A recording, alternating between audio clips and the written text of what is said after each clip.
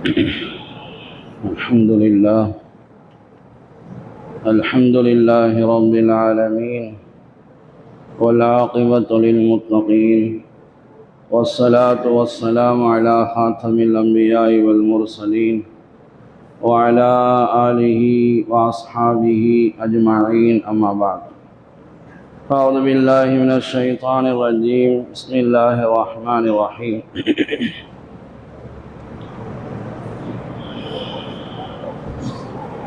يا أيها الذين آمنوا إنما الخمر والميسر والأنصاب والأزلام رجس من عمل الشيطان فاجتنبوه لعلكم تفلحون. قال نبينا صلى الله عليه وسلم: حرم الله الخمر وكل مسكر حرام، أو كما قال صلى الله عليه وسلم. கண்ணியத்திற்குரிய அல்லாஹ்வின் நல்லடியார்களே, அல்லாஹு தஆலா தன்னுடைய திருமறையில்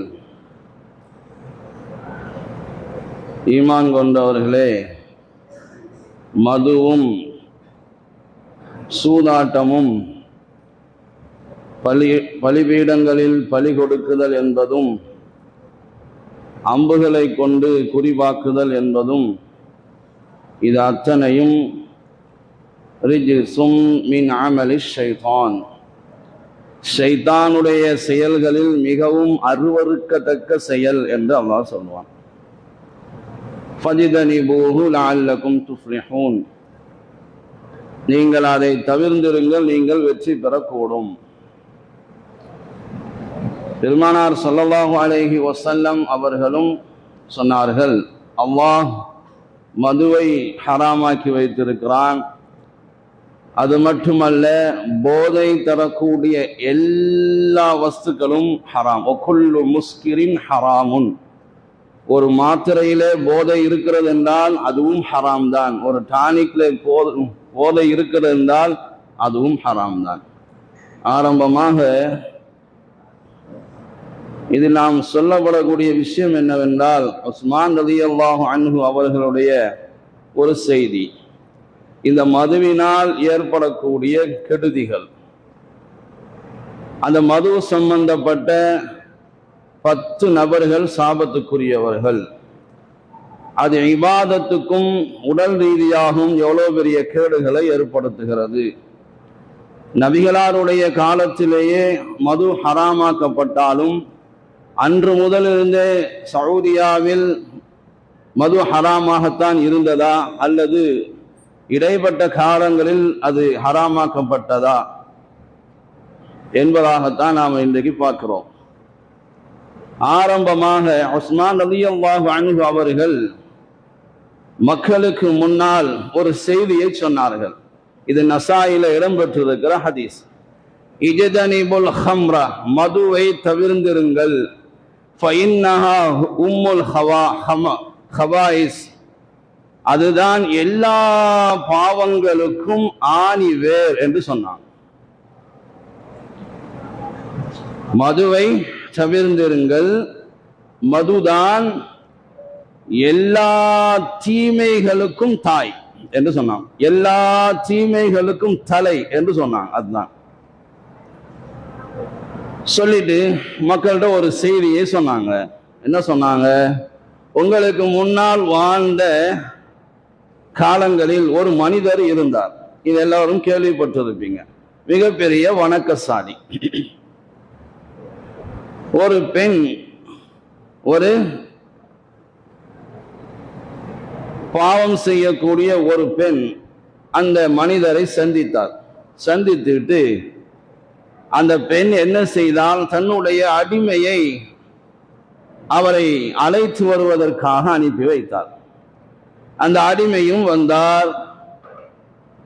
நாங்கள் ஷஹாதத் கலிமா சொல்வதற்காக உங்களை அழைக்கிறோம் என்று அழைத்தார்.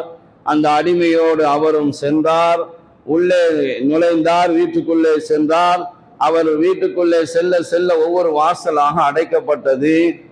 கடைசியாக அழகான ஒரு பெண்ணை கண்டுகொண்டார். அவருக்கு பக்கத்திலேயே ஒரு அழகான ஒரு பையனும் இருந்தான். இன்னும் அதற்கு அருகாமையில் மதுபானமும் இருந்தது. இதை உஸ்மான் ரலியல்லாஹு அன்ஹு அவர்கள் மக்களிடத்திலே செய்தியாக சொல்கிறார்கள். இப்ப அந்த பெண் சொன்னால், அல்லாஹ் மீது சத்தியமாக நாங்கள் கலிமா சொல்வதற்காக உம்மை அழைக்கவில்லை, மாறாக என்னோடு நீ தவறாக நடந்து கொள்ள வேண்டும் ஒன்று, இல்லையானால் இந்த பையனை நீ கொலை செய்ய வேண்டும், அதுவும் முடியவில்லையானால் இந்த மதுவை அருந்த வேண்டும் என்று சொன்னான். இப்ப அந்த வணக்காசாலியான அந்த மனிதர் அந்த பெண்ணோடு தவறாக நடந்து கொண்டால் அவருடைய வாழ்க்கையை பறிபோய்விடும். அந்த பையனை கொலை செய்தால் ஒரு வம்சமே அழிந்து போகும். இந்த மதுபானம் என்ற தீமை இருக்கிறது, அது என்னோடு முடிந்து போகும். எனவே நான் அதை அறிந்து கொள்கிறேன், அருந்துகிறேன் என்று அதை வாங்கி அறிந்து விட்டார், மதுவை அறிந்து விட்டார். ஏன் உஸ்மான் ரலியல்லாஹு அன்ஹு அவர்கள் இந்த மது என்பது எல்லா பாவங்களுக்கும் தாய் என்று ஏன் சொன்னாங்கன்னா, அதுக்குதான் இந்த வரலாறு சொல்லி காட்டுறாங்க. அது மதுவை குறித்து விட்டார், அது உள்ள இறங்கிடுச்சு இல்லையா. இப்போ சொன்னாரு, ஜீதூனி, கொஞ்சம் இன்னும் கொஞ்சம் ஊத்துங்க அப்படின்னு சொன்னார். ஊத்தி கொடுத்தாச்சு. போதை தலைக்கு ஏறிட்டா என்ன நடக்கும்? என்ன நடக்கும்? எல்லாமே செயலிழந்து போகும், எல்லாமே செயலிழந்து போகும். மூளை வேலை செய்யாது. தான் என்ன செய்கிறோம் என்பது கூட அவருக்கு தெரியாது. என்ன செய்தார்? அந்த பெண் தவறாக நடந்து கொண்டார், அந்த பெண்ணோடு அந்த பையனையும் கொலை செய்து விட்டார். இந்த மூன்றில் ஏதாவது ஒன்றை செய் என்றுதான் அந்த பெண் சொன்னால், ஆனால் ஒரு செயலை செய்தால் அது மூன்றை முடித்து விட்டார் சொன்னாங்க. இதனாலதான் அது ஆரம்பத்திலே சொன்னேன், மதுவை நீங்கள் தவிர்ந்திருங்கள். ஏனென்றால் வல்லாஹி, அல்லாஹ் மீது சத்தியமாக, ஈமான் என்பதும், நாம் அல்லாஹ் மீது, ரசூல் மீது, மலக்கள் மீது, வேதங்கள் மீது ஈமான் கொண்டிருக்கிறோமே, அந்த ஈமானும் தொடராக மது அருந்துதல் என்பதும் ஓரிடத்தில் ஒன்று சேராது. இன்னும் சொல்றாங்க, அந்த இரண்டில் ஒன்று அவரை விட்டு வெளியாகிவிடும் என்று சொன்னாங்க.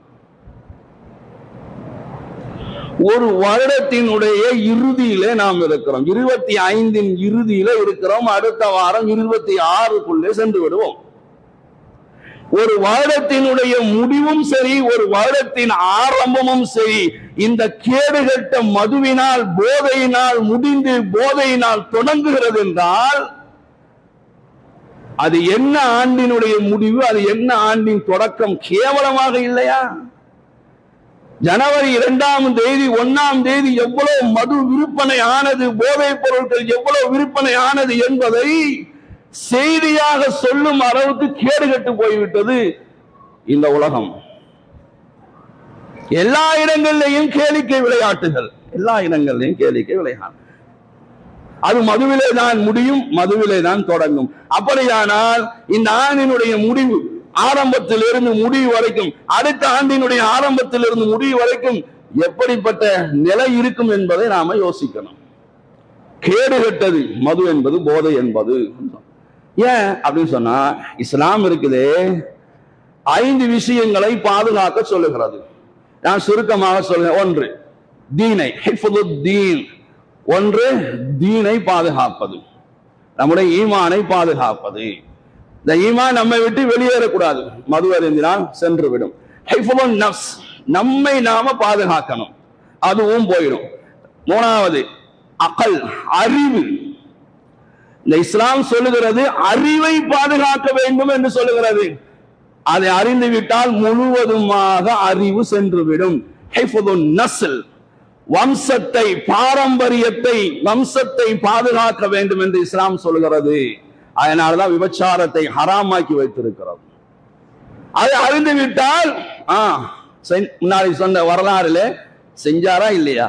அடுத்து சொன்னாங்க ஹிஃபுதுல் மால், பொருளை பாதுகாக்க வேண்டும் என்று இஸ்லாம் வலியுறுத்துகிறது. அதனாலதான் திருடுதல், வட்டி வாங்குதல் ஹராமாக்கி வைத்திருக்கிறது நம்முடைய மார்க்கம். இந்த 5ஐயும் இஸ்லாம் பாதுகாக்கும்படி சொல்லுகிறது. இந்த 5ம் நாசமாவது இந்த மதுவினால். நான் சொன்ன வரலாறுல உங்களுக்கு புரிந்திருக்கும். முதல்ல போயிடும், தீன் போயிடும், நப்சு போயிடும், முக்கியமா அக்கல் போயிடும். உஸ்மான் இப்னு மத்ஊன் ரலியல்லாஹு அன்ஹு இவங்க தான் ஜன்னத்துல் பகீயிலே முதலாக அடக்கம் செய்யப்பட்ட சஹாபி உஸ்மான் இப்னு மத்ஊன் ரலியல்லாஹு அன்ஹு. இவங்களை பற்றி அப்துர் ரஹ்மான் இப்னு சாபித் அவங்க சொல்றாங்க, இந்த உஸ்மான் இப்னு மத்ஊன் ரலியல்லாஹு அன்ஹு இருக்கிறாங்களே, ஐயாமில் ஜாஹிலியாவிலே, அதாவது மது ஹராமாக்கப்படுவதற்கு முன்பாகவே அவராகவே தன்னை தானே, திருடனாய் பார்த்து திருந்தாவிட்டால் திருட்டை ஒழிக்க முடியாது என்பது போல தன்னை தானே திருத்திக் கொள்ளாவிட்டால் யாராலும் திருத்த முடியாது. அவர் மது ஹராமாக்கப்படுவதற்கு முன்னாலேயே தனக்குத்தானே என்ன செய்து கொண்டார்? மதுவை ஹராமாக்கி கொண்டார். சொன்ன காரணம் என்ன தெரியுமா? மேலே ஓதிய ஆயத்துடைய விளக்க உரையிலே தான் எழுதப்பட்டிருக்கிறது. அவர் என்ன சொன்னார் தெரியுமா? என் புத்தியை போக்கக்கூடிய, என்னுடைய அறிவை இல்லாமல் ஆக்கக்கூடிய ஒரு செயலை நான் செய்ய மாட்டேன், ஒன்றை நான் அருந்த மாட்டேன் சொன்னார். ஏன்? புத்தி போயிடும், தான் என்ன பேசுறான் தெரியாது, தான் என்ன செய்யறான் தெரியாது, தான் யாரோடு இருக்கிறான் தெரியாது, வீட்லயா வீதிலையா தெரியாது, நல்ல இடமா கெட்ட இடமா தெரியாது, எதுவுமே தெரியாது, புத்தி பேதலிச்சிரும். ஒண்ணு. ரெண்டாவது சொன்னாங்க, என்னை விட கீழே இருக்கக்கூடியவன், சிறியவனோ பெரிய யாரோ ஒருத்தர் என்னை பார்த்து நகைப்பார், சிரிப்பார், அந்த நிலைமைக்கு நான் ஆளாக விரும்பவில்லை. ரோட்ல தள்ளாடுனா போறவன் வர்றவன் எல்லாம் என்ன சொல்வான்? நம்மை பார்த்து என்ன சொல்வான்? நான் சொல்லி உங்களுக்கு தெரிய வேண்டியதில்லை. ரோட்ல தள்ளாடினால் என்ன சொல்வான்? எல்லாரும் சிரிப்பான். மதுவை அறிந்து விட்டு சாக்கடையில் கிடந்தால் பார்க்கிறவன் எல்லாம் சீ, நாயை விட கேவலமாக நினைத்து விட்டு போவான். மூன்றாவது ஒன்று சொன்னார்கள் பாருங்கள், என் சங்கைக்குரிய மகளை நான் விரும்பாதவனுக்கு திருமணம் செய்து கொடுத்து விடுவேன். மது உள்ளே சென்று விட்டு அந்த போதையில நான் என்ன முடிவெடுக்கிறேன் என்பது கூட எனக்கு தெரியாது. என்ன அழகான விஷயங்கள்! மூன்றுமே முத்தான விஷயங்கள். என் புத்தியை வேதளிக்க கூடியதை நான் செய்ய மாட்டேன். என்னை பார்த்து பிறர் நகைக்கக்கூடிய அந்த செயலை நான் செய்ய மாட்டேன். என் கண்ணியமான என் மகளை நான் விரும்பாதவனுக்கு திருமணம் செய்து கொடுக்க முடியாது, செய்ய மாட்டேன் அந்த செயலை. இந்த மூன்றும் செய்து விடுவோம் என்று சொல்கிறார்கள். மதுபானம் உள்ளே சென்றால் இந்த ஆயத்தை அவரிடத்துல ஓதி காட்டப்பட்டது. எந்த ஆயத்து? மது ஹராமாக்கப்பட்ட ஆயத்தை உஸ்மான் இப்னு மத்ஊன் ரலியல்லாஹு அன்ஹு அவரிடத்துல ஓதி காட்டப்பட்டது. பின்னாளில் சொன்னாங்க, தப்பல்லஹா, அந்த மதுவுக்கு நாசம்தான். சொல்லிட்டு என்னுடைய அகப்பார்வை சரியாகத்தான் முடிவெடுத்திருக்கிறது. இது ஹராமாக்கப்படுவதற்கு முன்னாடியே எனக்கு நானே ஹராமாக்கி கொண்டோனே, அது சரிதான் என்று சொன்னாங்க என்று அவங்க சொன்னாங்க.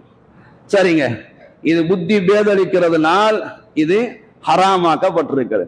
இது சம்பந்தப்பட்ட அத்தனை பேருமே சாபத்துக்குரியவர்கள்.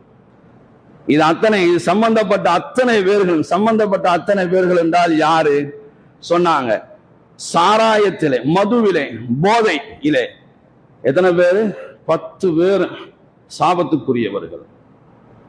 அந்த இப்படி சாபத்துக்குரியவர்களாக ஆகின்ற நிலையில் வருடத்தை முடிக்கிறான், அடுத்த வருடத்தை தொடங்குகிறான். நீ வேணால் பாருங்க, 31 புதன் இரவும் 1 வியாழன் அதிகாலையும் என்ன நடக்கிறது என்று.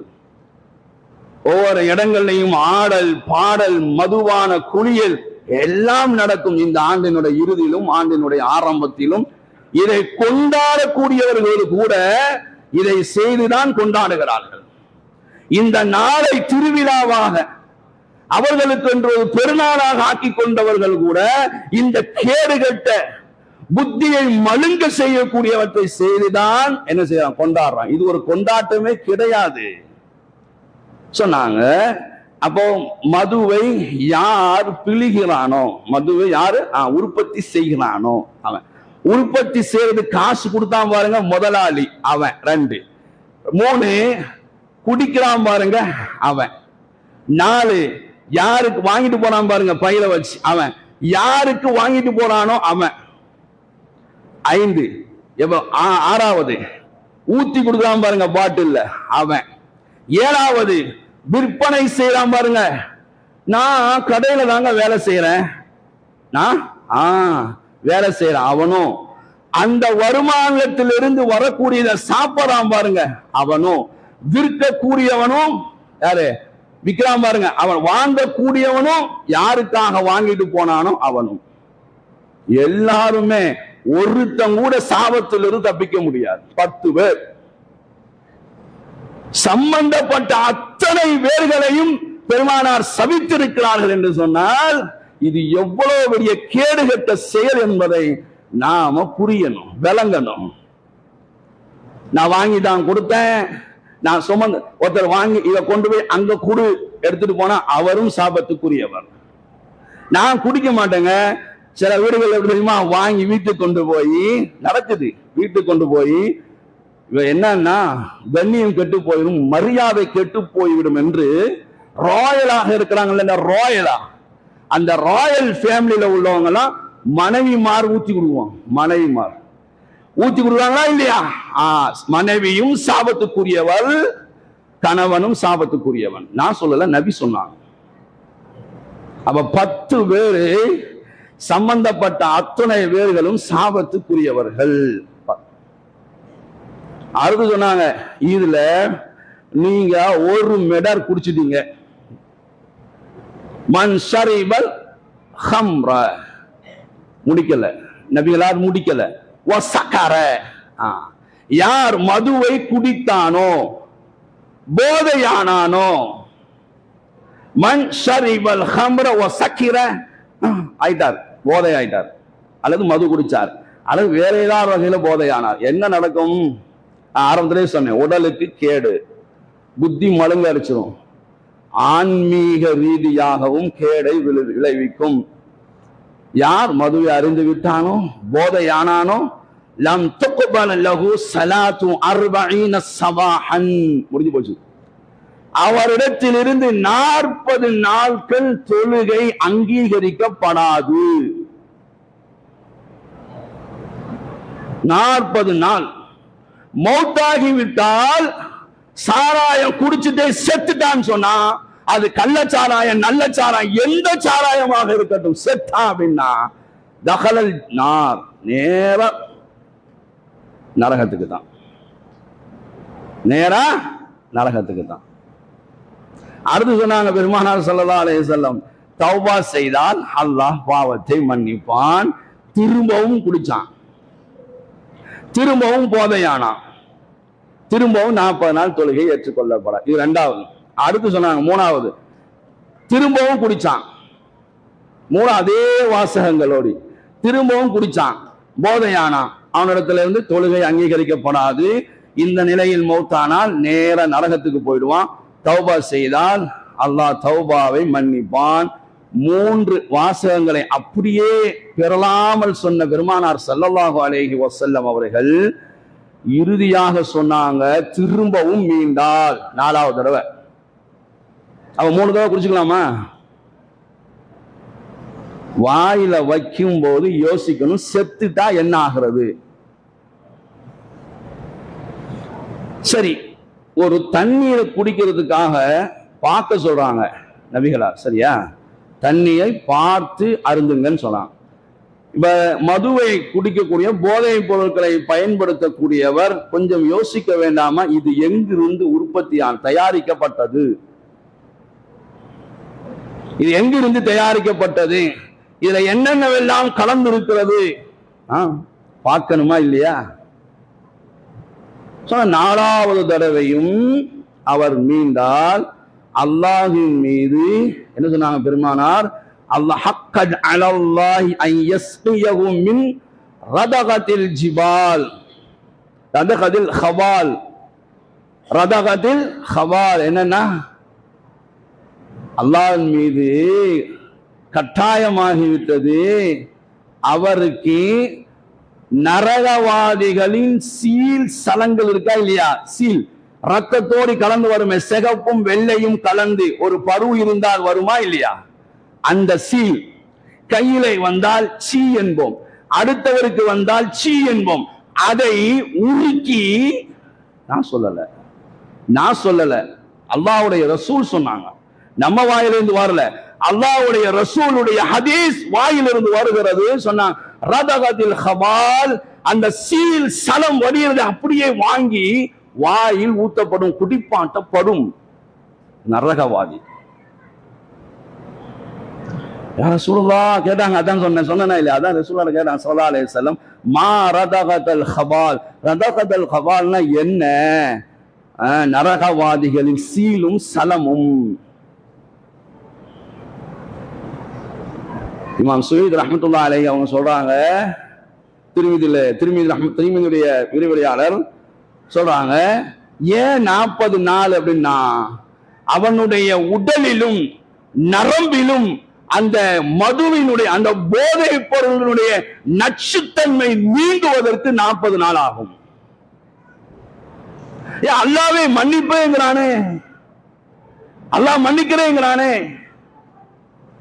ஆனா நீங்க சொல்றத பார்த்தா மன்னிக்க மாட்டாங்கிற மாதிரி இருக்குதே அப்படின்னு சொன்னா, இத அருந்தி அருந்தி அருந்தி உஸ்மான் ரலியல்லாஹு தஆலா அன்ஹு சொன்ன மாதிரி ஈமானும் மது அருந்துதலும் ஒன்று சேராதுன்னு சொன்னாங்களா இல்லையா, அதை ஞாபகப்படுத்தி இவங்க சொல்றாங்க,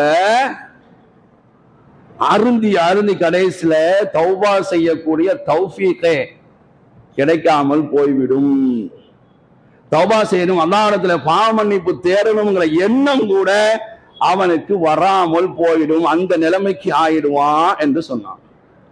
அடுத்து ஒண்ணு சொன்னோம், இப்போ சவுதியில மது சிலருக்கு ஹலால், தூதரகத்துக்கு வரக்கூடியவங்களுக்கு அது சவுதி எதுக்கிறதான் சவுதின்னு சொல்றோமா இல்லையா, சவுதிக்கு என்று தனி மரியாதை எல்லாம் கிடையாது. அது மக்கமா நகர் அங்க இருக்கிறதுனாலையும், பெருமானார் ஸல்லல்லாஹு அலைஹி வஸல்லம் அவர்கள் அங்கே பிறந்ததினாலையும் அது சிறப்புக்குரியதே தவிர அதற்கு தனியாக சிறப்பு என்று ஒன்று கிடையாது. மதீனாவுக்கு சிறப்பு என்றால் அங்கே ரவுலா இருக்கிறது, எனவே அது சிறப்பு. அதனால் அங்கே இருக்கக்கூடியவர்கள் எல்லாம் அல்லாஹ்வையும் ரசூலையும் அப்படியே பின்பற்றுவார்கள் என்று மட்டும் நினைத்து விடாதீர்கள். இப்போது மது அங்கே கொண்டு வரப்பட்டிருக்கிறது உள்ளே. சிலருக்கு இப்படித்தான் ஆரம்பத்தில் இருந்தது. நீங்க நம்ம நினைக்கிற மாதிரி நபிகளாருடைய காலத்திலே அது ஹராமாக்கப்பட்டு அப்படியே தொடராக அங்கே ஹராமாக்கப்பட்டிருக்கிறது என்பது மட்டும் அப்படி மட்டும் நினைக்காதீங்க. இல்லை, 1951 நன்றாக கேட்டுக்கொள்ளுங்க, 1951 பிரிட்டிஷுடைய துணை தூதுவர் சீரில் ஓசமான் அப்படின்னு ஒருத்தர், சீரில் ஓசமான் அப்படின்னு ஒரு ஆள், இணை தூதர், பிரிட்டிஷுடைய இணை தூதர், அவர் ஒரு விருந்து வைக்கிறார்.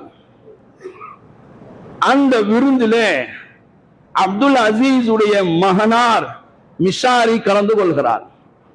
நான் மேலே சொன்னது உஸ்மான் ரலியல்லாஹு தஆலா அன்ஹு சொன்னது முன்னால் வாழ்ந்த ஒரு மனிதரை பற்றி. இந்நாள் அதாவது சமகாலங்களில் 1951 மிஷாரி என்பவர் அப்துல் அசீஸ் உடைய மகனார் அந்த விருந்தில் கலந்து கொண்டு, பிரிட்டிஷ் இணை தூதர் வைக்கக்கூடிய அந்த விருந்தில் கலந்து கொண்டு மது அருந்துகிறார். அப்போ 1951 மது இருந்திருக்கிறது சவுதியாவிலே. மது அருந்துகிறார். மது அருந்தா முன்னால் சொன்ன வரலாறுல போதை ஏறியது போல அவருக்கும் போதை ஏறுகிறது. ஒரு பெண்ணை சீண்டுகிறார், அதை தடுக்கிறார். பிரிட்டிஷுடைய அந்த சீரில் ஓஸ்மான் போய்விடுகிறார். மறுநாளும் வந்தார், மறுநாள் காலையிலே வந்தார். அதே செயலை, அந்த போதை இன்னும் தெளியவில்லை, வந்தார். அதே பெண்ணிடம் சீண்டினார். அந்த பெண்ணை அனுப்புங்கள் என்று சொன்னார். அந்த தூதர் சொன்னார், அந்த தூதர் அதை மறுத்தார். முடியாது அப்படின்னு சொன்ன போது துப்பாக்கி எடுத்து சொல்லிட்டார். அந்த இஸ்லாம் பாதுகாக்க சொல்லக்கூடிய 5ம் இங்கே பாருங்க. புத்தி பேதலிச்சு போச்சு, ஒருத்தரை கொன்னுட்டாரு, ஒரு பெண்ணை சீண்டிட்டாரு, எல்லாம் வரும். 5ம் போறதுனாலதான் அந்த எந்த 5ஐ இஸ்லாம் பாதுகாக்க சொன்னதோ அது மனிதனிடமிருந்து சென்று விடுவதனால்தான் இந்த மதுவை, போதையை இஸ்லாம் ஹராமாக்கியது. சுற்றார் 1951 நவம்பர் 16 நடந்தது. ஆதாரம் வேண்டுமா? சவுதியுடைய கெசட்ல இருக்கிறது, இல்ல NDTV இருக்கிறது, NDTV நியூஸ்ல இருக்கிறது. அப்போ தீர்ப்பு கொடுக்கிறார். கோபம் யாருக்கு? தந்தைக்கு, மிஷாரியுடைய வாப்பா அப்துல் அசீஸ் இப்னு சவுத். அவருக்கு கோபம் வந்துருச்சு. இவரை என்ன செய்யுங்க, மரண தண்டனை கொடுத்து வீதியிலே போடுங்கள் என்று சொன்னார். ஆனால் அந்த சீரியல் உஸ்மானுடைய மனைவி மன்னிச்சு விட்டுருங்கன்னு சொல்லிட்டாங்க. $70,000 வாங்கிக்கிட்டு, $70,000 வாங்கிட்டு மன்னிட்டு விட்டான். இருந்தாலும் சிறைவாசம் கொண்டு வரப்பட்டது அவருக்கு 1952. ஏன்னா நவம்பர் தானே எண்டில் முடிஞ்சதுனால 1952 முழு சவுதியாவிலையும் மது ஹராமாக்கப்பட்டது. ஆனால் இன்று திரும்ப அந்த வாசல் திறக்கப்பட்டிருக்கிறது. உங்களுடைய வருமானத்தை நீங்கள் கூடுதலாக காண்பித்தால் உங்களுக்கு போதை உட்கொண்டு கொள்ளலாம். வெளிநாட்டில் தூதரா வரீங்களா? 2030 2034 பிஃபா வேர்ல்டு கப் நடக்க போகிறது. அதுக்கான முன்னோட்டம் இப்போதே ஆரம்பித்து விட்டது. அதனால எதுக்கு இருந்தாலும் அதை சொல்லக்கூடாது. அது செஞ்சுட்டாங்க, அதனால அவங்க செஞ்சுட்டா நாம பின்பற்ற வேண்டியது யாரை? அல்லாஹுவை, அல்லாஹ்வுடைய வார்த்தைகளை, ரசூலுல்லாஹ்வுடைய வாழ்க்கையை. பெருமானார் ஸல்லல்லாஹு அலைஹி வஸல்லம் கடைசி நேரத்தில் சொன்னாங்க, தரக்து ஃபீக்கும் அமரைன், உங்களிடத்துல 2 காரியங்களை விட்டு சொல்லுகிறேன். லன் தவில்லு மா மஸத்தும் பிஹிமா, அந்த 2ஐ நீங்கள் பற்றி பிடித்துக் கொண்டிருக்கும் காலம் எல்லாம் நீங்கள் வழி போக மாட்டீர்கள். கிதாப் அல்லாஹ் வ சுன்னத நபி ஸல்லல்லாஹு அலைஹி வஸல்லம், அல்லாஹ்வுடைய வேதமாகிய குர்ஆன் என்னுடைய வழிமுறை. நாம இதைத்தான் பார்க்கணும், குர்ஆனை பார்க்கணும், அல்லாஹ் என்ன சொல்லி இருக்கிறான்னு பார்க்கணும், அல்லாஹ்வுடைய ரசூல் எப்படி வாழ்ந்து காட்டினாங்கன்னு பார்க்கணுமே தவிர எதுக்கு எடுத்தாலும் அந்த நாட்டை குறிப்பிடுவது கூடாது. இப்ப அங்க ஹலால் ஆயிட்ட, அதான் நம்மளும் ஹலால் ஆயிக்கலாமா? ஹராம், ஹராம், பச்சை ஹராம் குர்ஆன்ல சொல்லப்பட்டிருக்கிறது, குர்ஆன்ல சொல்லப்பட்டிருக்கிறது. ஆனா இந்த ஆண்டினுடைய ஆரம்பத்திலே இப்படி சாபத்துக்குரியவர்களாக புத்தி பேதலிச்சு போய் ஆன்மீக ரீதியாகவும் உடல் ரீதியாகவும் கேடுகட்ட ஒரு செயலை செய்துவிட்டு ஆண்டை முடிக்கிறோம், அடுத்த ஆண்டை ஆரம்பிக்கிறோம். முஆத் இப்னு ஜபல் கடைசியாக, முஆத் இப்னு ஜபல் ரலியல்லாஹு அன்ஹு மௌத்துடைய கடைசி நேரத்தில் இருக்கிறார்கள். கேட்டார்கள், காலையாகி விட்டதா? இல்லை. காலையாகி விட்டதா? இல்லை. காலையாகி விட்டதா? இல்லை. காலை வந்து விட்டதா? விடிந்து விட்டதா? விடிந்து விட்டது. நரக நெருப்புல இருந்து பாதுகாத்த அல்லாஹ்வுக்கு எல்லா புகழும் அப்படின்னு சொன்னான். யா அல்லாஹ், நீ அறிந்தவன், நீ மிக அறிந்தவன். என்ன தெரியுமா?